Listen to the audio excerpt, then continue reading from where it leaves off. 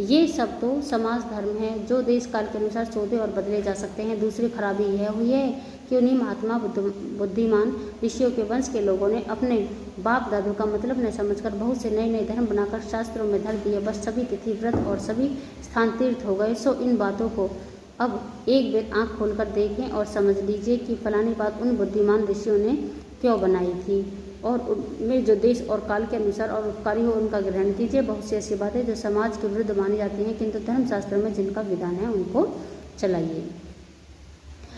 अब यहाँ पर लेखक ये कहना चाहते हैं कि हमारे समाज के अंदर जो भी धर्म है वो अगर देखा जाए तो उन्होंने देश काल के अनुसार यानी कि परिस्थिति के अनुसार और समय के अनुसार उनमें सौदे अर्थात उनमें कुछ और बदले जा सकते हैं, यानी कि उनमें बदलाव किया जा सकता है।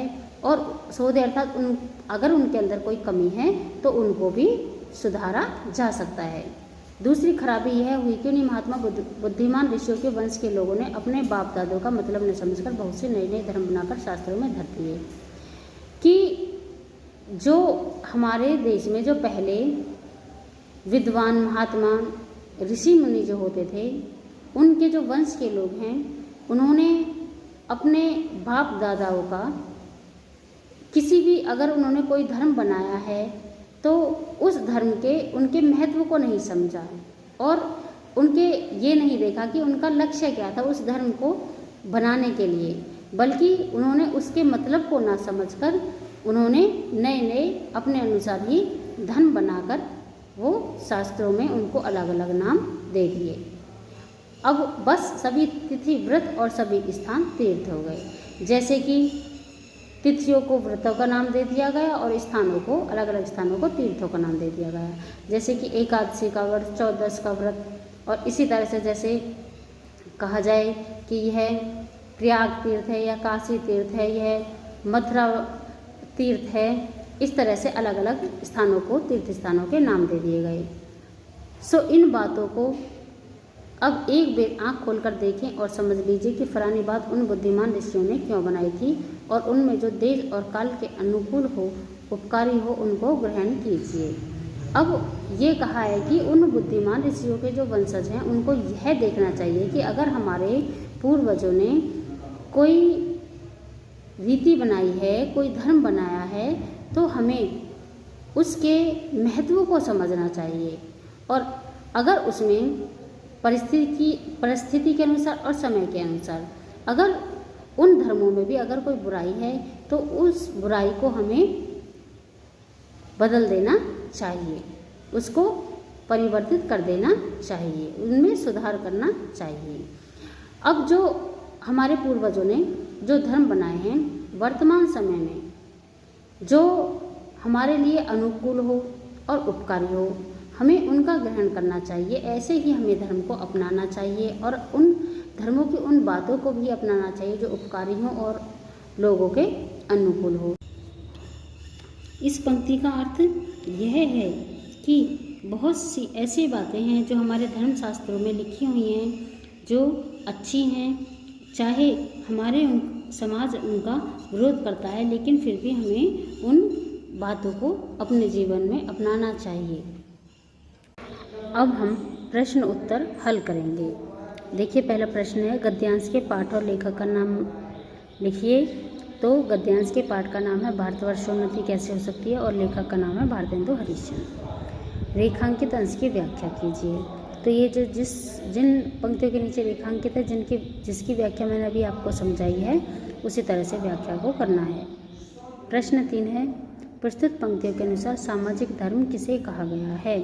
तो इसमें आप लिखेंगे कि हमारे विभिन्न व्रत, त्योहार, रीति रिवाज आदि इन सबको सामाजिक धर्म कहा गया है। आज किन नियमों में और किसके द्वारा अनेक प्रकार के पाखंड और प्रपंच जोड़ दिए गए हैं। तो आज हमारे बुद्धिमान ऋषि मुनियों के वंश के लोगों के द्वारा उनके द्वारा बनाए गए नियमों में पाखंड और प्रपंच जोड़ दिए गए हैं। लेखक ने वर्तमान स्थिति में हमारा क्या कर्तव्य बताया है। लेखक ने वर्तमान स्थिति में हमारा कर्तव्य बताया है कि हमें अपने धर्म से जो समय के अनुसार, परिस्थिति के अनुसार जो अनुकूल हो और उपकारी हो, हमें उन सभी बातों को ग्रहण करना चाहिए। अगला गद्यांश देखेंगे। हाय अफसोस, तुम ऐसे हो गए हो कि अपने निज की काम की वस्तु भी नहीं बना सकते। भाइयों, अब तो तुम नींद से चौंको, अपने देश की सब प्रकार से उन्नति करो, जिसमें तुम्हारी भलाई हो। वैसे ही किताबें पढ़ो, वैसे ही खेल खेलो, वैसे ही बातचीत करो। परदेसी वस्तु और परदेसी भाषा का भरोसा मत रखो, अपने देश में और अपनी भाषा में उन्नति करो। अब देखिए, यहाँ लेखक भारतेंदु हरिश्चंद्र, इस गद्यांश में लेखक ने हमें स्वावलंबी बनने और स्वदेशी की भावना को विकसित करने के लिए कहा है। यहाँ पे भारतेंदु हरिश्चंद्र जी कहते हैं कि बड़े ही अफसोस की बात है कि हम विदेशी वस्तुओं पर निर्भर रहते हैं, जबकि स्वदेशी वस्तुओं का प्रयोग नहीं करते हैं। यहाँ तक कि हम इतने अकर्मण्य, इतने आलसी हो गए हैं कि हम अपने ज़रूरत की वस्तुओं का निर्माण भी स्वयं नहीं कर सकते हैं। अगर हम स्वावलंबी नहीं बनेंगे और स्वदेशी को नहीं अपनाएंगे, अपने देश में हुई वस्तुओं को न अपनाकर विदेशों से वस्तुओं पर निर्भर रहेंगे, विदेशों की वस्तुओं पर, तो हम किसी भी तरह से ना तो अपनी ही तरक्की, अपनी प्रगति कर सकते हैं, ना ही हम अपने देश की प्रगति कर सकते हैं।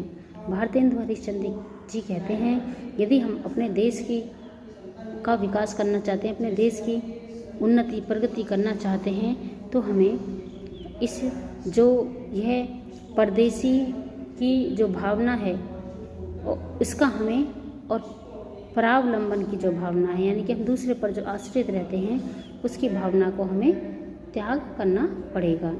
कहते हैं कि अब तो नींद से चौंको, अर्थात अब तो हमें सतर्क हो जाना चाहिए, अब तो हमें जागरूक हो जाना चाहिए और हमें वही सभी कार्य करने चाहिए जिससे कि हमारे देश की उन्नति हो, हमारे देश की प्रगति हो। अर्थात हमें स्वदेश की वस्तुओं को अपनाना चाहिए और हमें स्वावलंबी बनना चाहिए, यानी कि कम से कम इतना तो हो कि हम अपने काम की, अपने ज़रूरत की वस्तुओं का स्वयं निर्माण कर सकें, हम दूसरों पर निर्भर ना रहना पड़े।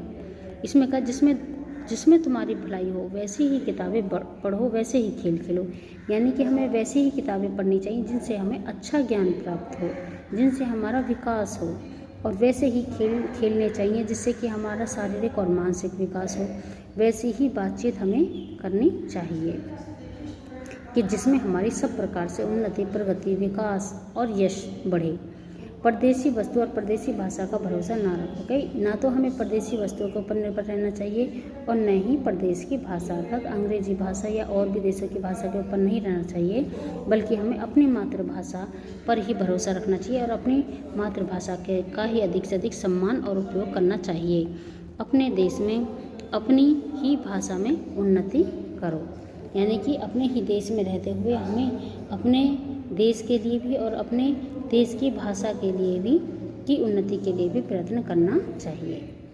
प्रश्न 1 है, गद्यांश के पाठ और लेखक का नाम। तो मैंने आपको पहले बता दिया है, पाठ का नाम है भारतवर्षोन्नति कैसे सकती है, और लेखक का नाम है भारतेंदु हरिश्चंद्र। रेखांकित अंश की व्याख्या, जिस तरह से मैंने अभी आपको समझाया वैसे ही लिखना है। प्रस्तुत गद्यांश में लेखक ने भारतीयों में किस भावना को विकसित करने पर बल दिया है।